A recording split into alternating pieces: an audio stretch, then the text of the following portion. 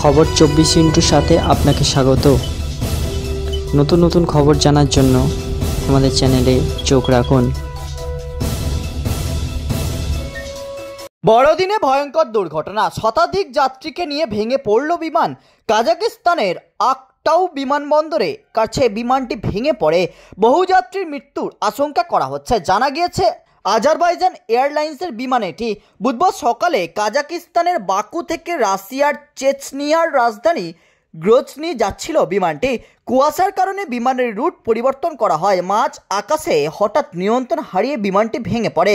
অপর একটি সূত্রে খবর, পাখির ঝাঁকের সঙ্গে ধাক্কা লেগে নিয়ন্ত্রণ হারায় বিমানটি। কাজাকিস্তানের সংবাদ মাধ্যম সূত্রে খবর, বিমানে 105 জন যাত্রী এবং 5 জন ক্রু মেম্বার ছিলেন।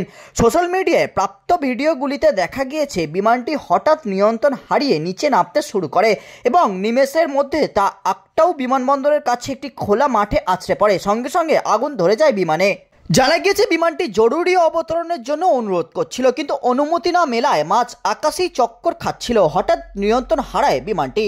আজারবাইজান এয়ারলাইন্সের জারি করা বিবৃতিতে বলা হয়েছে, বিমানটি জরুরি অবতরণ করার সময় দুর্ঘটনা ঘটে। ব্যুরো রিপোর্ট, খবর 24/7।